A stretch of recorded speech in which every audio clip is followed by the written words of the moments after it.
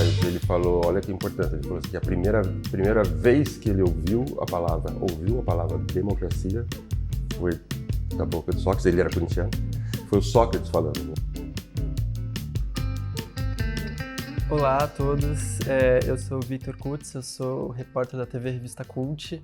Hoje a gente vai entrevistar aqui o Raí Vieira de Oliveira, que é ex-atleta profissional, foi campeão do mundo de futebol, ativista social e fundador e presidente da Fundação Gol de Letra. O mês de maio de 98, quando em pouco mais de uma semana você ganha a Copa da França pelo PSG, você vem para o Brasil, volta para o São Paulo e é escalado para o final do Campeonato Paulista e faz um gol decisivo para ganhar do Corinthians. E eu queria saber, existe filosofia que explica isso? Qual foi?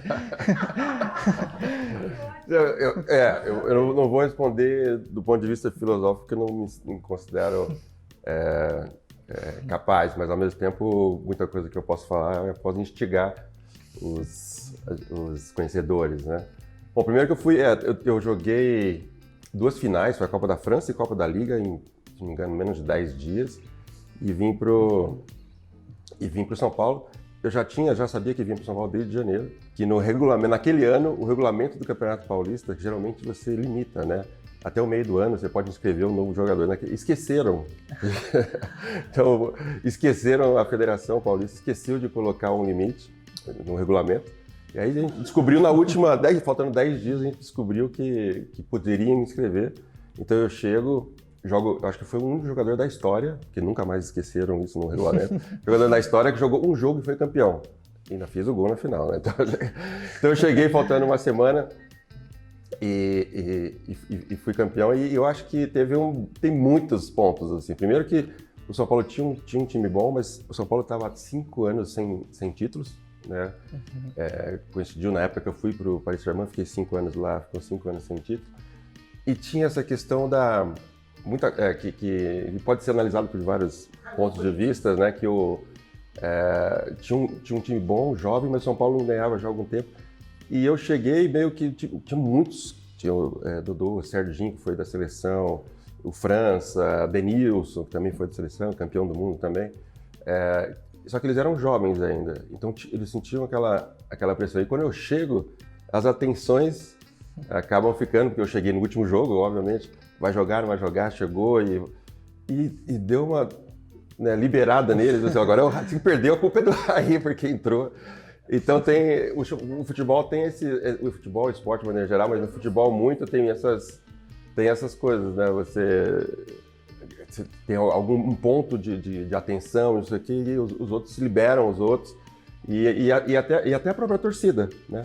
O Raí que tinha sido campeão, tem que volta no imaginário assim, do próprio torcedor. Então, a partir do momento que eu cheguei, além de liberar os jovens, a torcida começou a acreditar, né? E mais do que isso, né? A torcida do Corinthians começou a duvidar, porque eram 2 jogos, os Corinthians tinham ganho o primeiro jogo, e tinha o segundo jogo, e o Corinthians estava melhor, o São Paulo não tinha jogado bem o primeiro jogo. E aí, quando eu chego, e eu tinha ganho do Corinthians em 91, outras finais e tal. Então tem esse aspecto de psicológico, né? Não sei, filosófico, mas psicológico, de que a minha chegada liberou o time de São Paulo, deu confiança à torcida, colocou em dúvida o time que era favorito. Então você vê como tem vários pontos de vista de psicológico. Eu cheguei como uma figura mais do que eu poderia jogar, e eu joguei bem, e foi importante para o jogo, foi decisivo. Então acho que tem muitos pontos de vista, assim como o futebol é interessante por isso, né? O espetáculo, tem a arena, tem toda aquela mise en scène, né? Tudo que é tão importante quanto a bola e a técnica em si. Bom, obrigado, Márcia. Eu queria saber primeiro de você, em que campo é esse que o futebol e a filosofia jogam juntos? Quais são as aberturas que o futebol oferece para a filosofia entender, interpretar e participar desse fenômeno social tão ímpar? Vitor, sabe o que eu acho? Que talvez a gente possa pegar esse conceito de campo do Pierre Bourdieu, porque é um conceito dele para pensar a política. Mas o que é o campo? O campo é um espaço onde um jogo de linguagem acontece. Aí eu acho legal imaginar que entre a filosofia e o futebol tem dois campos que se interseccionam, sabe? Dois círculos, digamos assim, que tem um lugar em que eles se cruzam. Então, esse espaço que cria um novo campo, acho que ele é interessante. Nas ciências humanas, de uma maneira geral, as investigações sobre o futebol como questão sociológica, antropológica, já vem acontecendo há muito tempo. Já a filosofia é mais difícil, e é difícil justamente porque o futebol ele é uma experiência prática, concreta, e inclusive uma experiência estética que prescinde de uma reflexão mais conceitual. Isso não quer dizer que o esporte não seja filosófico ou conceitual, ou, enfim, epistemológico ou analisável de um ponto de vista epistemológico, mas quer dizer que o jogo de linguagem do futebol é autossuficiente. E por isso falar sobre futebol, explorar teoricamente o futebol, às vezes é tão chato. Eu, pessoalmente, acho muito interessante. Falando um pouco mais do seu irmão, o Sócrates, que além de ser um grande jogador fora do comum, ele também foi um grande defensor da democracia, que além do futebol via no ativismo social uma forma de propor uma mudança na sociedade. Eu queria saber qual que é o seu diagnóstico sobre os jovens jogadores de hoje, se tem algum tema que eles poderiam propor um ativismo mais forte, como que é isso para você? Eu acho que o Sócrates foi um dos primeiros, né? Tiveram outros, Afonsinho, mas não são muitos, que percebeu o poder, né, de mobilização, de comunicação do esporte que pode ser, né, utilizado para outras. Eu lembro o Juca Kfouri, se não me engano, que tem uma frase que ele falou assim: o brasileiro mais que não se interessa tanto por justiça, quando o centroavante do time dele levou o cartão vermelho, vai ser julgado, ele acompanha o julgamento, como é que é, mais do que talvez como outra decisão. É o momento que ele se aproxima mais da justiça, por exemplo. Então, o Sócrates percebeu que essa linguagem, o futebol, de uma maneira geral, é uma grande oportunidade, né, de mobilizar as pessoas, de conscientizar as pessoas de problemas da sociedade. Eu sempre cito um caso que foi do Dan Stubbe, ator, e ele falou isso, no Brasil ditadura ainda, mas ele falou, olha que importante, ele falou assim, que a primeira vez que ele ouviu a palavra democracia foi da boca de Sócrates. Ele era corintiano, foi o Sócrates falando, né? Como ele nasceu, como eu, já na ditadura, ele nem pensava nisso, jovem, né? E aí ele prestou atenção num grande ídolo do futebol que citou a palavra democracia. E daí ele despertou ele para um outro universo, Então, os jogadores jovens, eu acho que já cresceu até por causa desses exemplos, mas ainda muito ínfimo, né, perto do que poderia ser. Mas isso não é uma coisa do Brasil só, né? Acho que é no mundo inteiro. Mas eu vejo que o exemplo do Sócrates despertou isso em muitos outros, e vejo até jovens que nem viu ele jogar e tal, que o citam e que de uma forma eu tenho como uma referência. Né?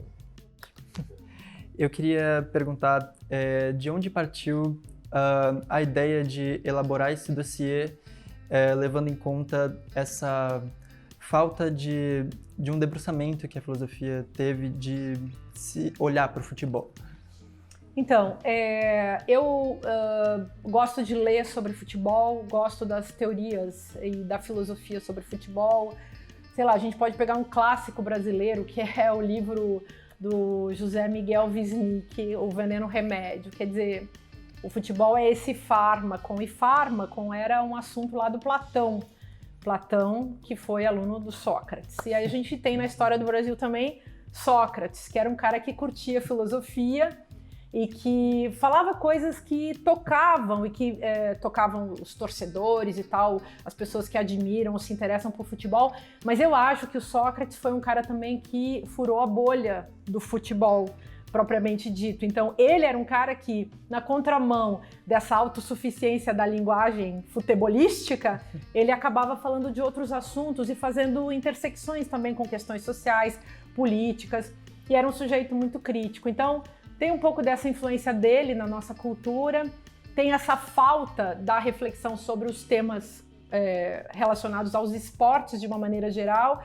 Tem uma coisa que eu gosto, que eu assim, trabalhei sempre ao longo da minha vida, que é uma certa ideia de filosofia pop, ou seja, uma filosofia que se enfrenta com os assuntos desprezados, os conteúdos desprezados pelo próprio pensamento na cultura de uma maneira geral.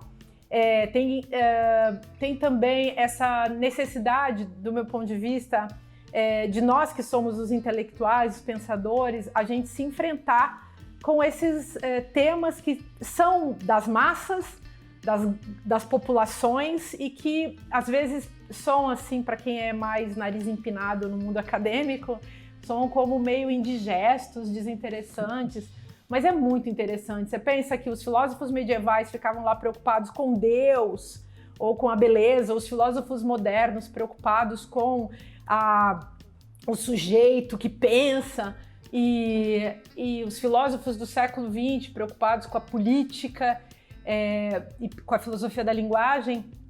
Mas eu acho que a filosofia do século XXI, ela se deslocou desses lugares habituais e também se deslocou do parâmetro ou daquele patamar eurocêntrico que dizia sobre o que a gente podia pensar, aqueles assuntos abstratos. Então é super desafiador você se confrontar com um assunto muito concreto, muito das massas, muito das pessoas, muito de quem acha que não está pensando, mas na verdade está pensando profundamente através dessa linguagem. Então, o meu texto, por exemplo, é sobre isso, é sobre futebol como linguagem e linguagem autossuficiente e autorrecorrente. E aí é uma tese também para a gente explorar, né? O que significa fazer essa experiência. Um ilustre conhecido do seu irmão, o Eduardo Galeano, ele certa vez escreveu em Futebol ao Sol e à Sombra que a história do futebol é uma triste viagem do prazer ao dever. Ao mesmo tempo em que o esporte se tornou indústria, foi desterrando a beleza que nasce da alegria de jogar só pelo prazer de jogar. Eu queria saber se você concorda com esse diagnóstico ou se ainda existe muito espaço para jogar e prazer no futebol. Eu acho que o futebol ainda que desperta esse interesse todo ainda é pela essência. Assim, eu ouço falar há 30 anos, agora está virando um negócio, vai acabar ou vai perder o endereço, e não perde. Mas o fato é que esse lado romântico já não existe tanto. Eu acho que a essência do futebol, que ainda, por exemplo, num jogo, se todo mundo tem um preparo físico igual, tática, técnica, treinos iguais, no final o talento é que vai fazer a diferença. E geralmente o talento, o treinador argentino, né, comentando esses dias aí sobre o Messi, ele falou assim, o Messi é esse fenômeno, obviamente por causa de todo o talento dele, técnica, né? Ele falou assim, mas ele é esse fenômeno porque ele joga como ele jogava no bairro dele, na Argentina, com esse espírito, né? A gente falava do Ronaldinho, né? Ele joga rindo, né? O Ronaldinho jogava rindo. Então sempre vão ter alguns personagens que vão manter vivo essa essência do futebol e por isso que é mágico. Mas sem dúvida nenhuma, mais uma vez, o futebol, repetindo o que se passa na sociedade, né? Eu digo que passa quase por uma privatização. Na verdade é o capitalismo, né? O capitalismo está presente e comanda, né, o mundo e não vai estar fora do futebol, e isso acaba de alguma forma comendo uma boa parte desse lado mais romântico. E a última pergunta, você acha que esse ano vem o título? Mais um da Copa? Essa é a pergunta mais difícil. Não é filosofia, mas é mais difícil. Não, o Brasil não é favorito, né? Acho que por vários motivos, acho que mais de organização, da federação, que mostra também, né, um pouco da nosso improviso. Acho que o futebol, nesse aspecto, se popularizou muito. Menos espaço para improvisos, não se ganha mais com talento e chega lá e fazer. O treinador está um ano só.